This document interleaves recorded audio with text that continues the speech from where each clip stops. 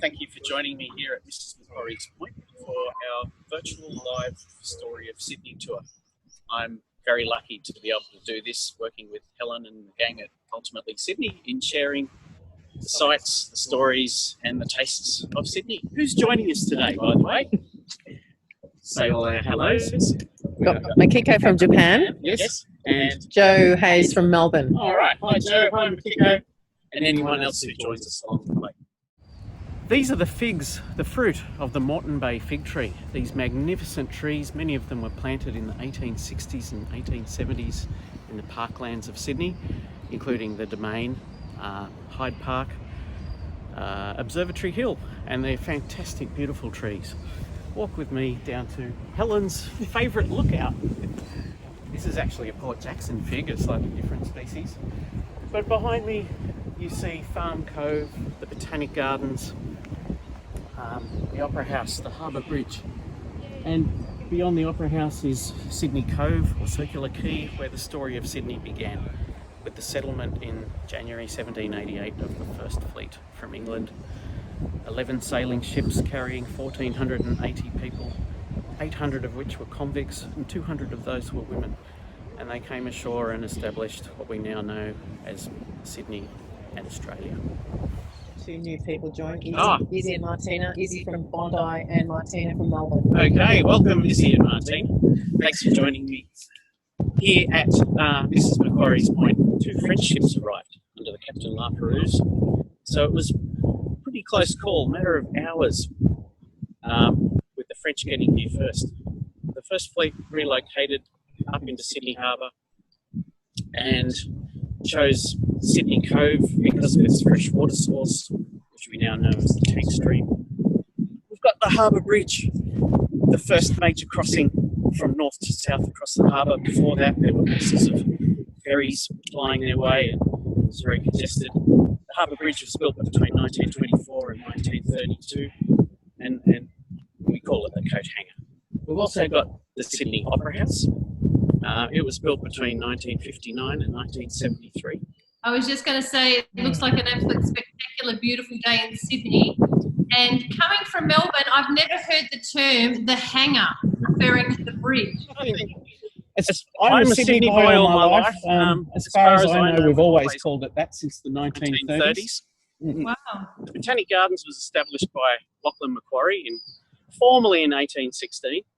Macquarie arrived in 1810 as our fifth governor, and he really turned the colony around, establishing a lot of public buildings, laying out the city properly, and encouraging exploration beyond Sydney to find new fertile lands, including crossing the Blue Mountains in 1813. Lachlan Macquarie and his wife Elizabeth were much loved in the colony.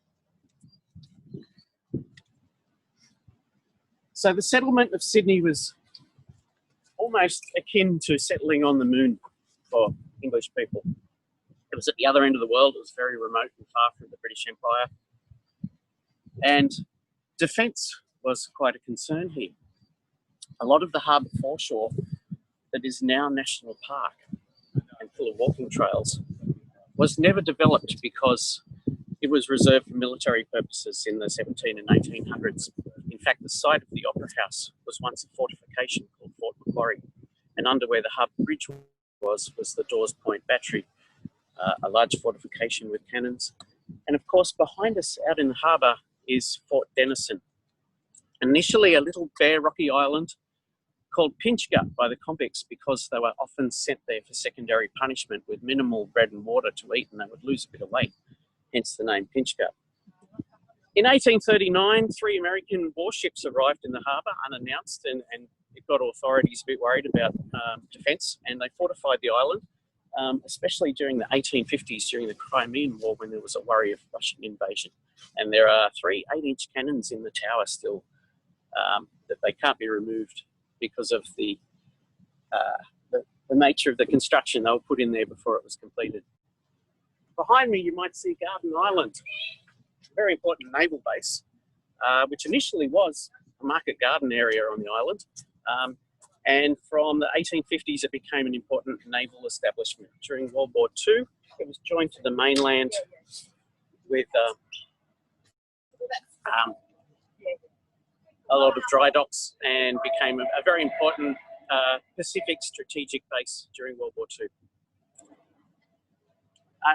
This place we call Mrs. Macquarie's Chair.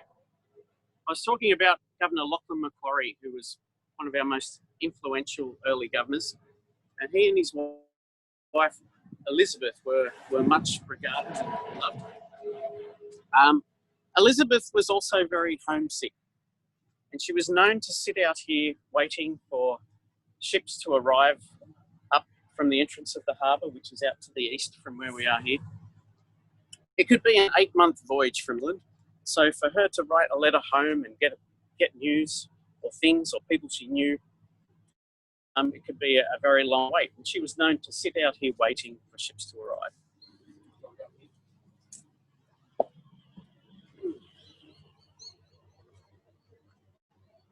This is perhaps the original seat before they made a larger place for her and her friends to sit. This road and place was formally laid out in 1816 in June. I believe it was on the date of her birthday, especially commissioned for her by her husband Lachlan. For those who don't know, but I absolutely love the passion that you guys have for where you live and where you're from. And I agree, Sydney is one of the most beautiful, outstanding, incredible, stunning cities in the world. Even as a Melburnian, we talk about that as well, so it's incredible. I actually joined the call a little late. I didn't grab your name, sorry. Your name? My name's David Collier. David Collier, sorry. You did a really great job. The history, what you know and understand about where you are is fantastic. As a Melburnian, I'm ashamed to say I don't know any of it. So thank you. It was great. Well, we'll be coming down to Melbourne and hearing your spin on Melbourne soon. Excellent. I can't wait for you to come down. You have to. Absolutely. Hi, Izzy. How are you this morning? I'm muting my... Hey, Helen, how are you? Very well. There's Helda.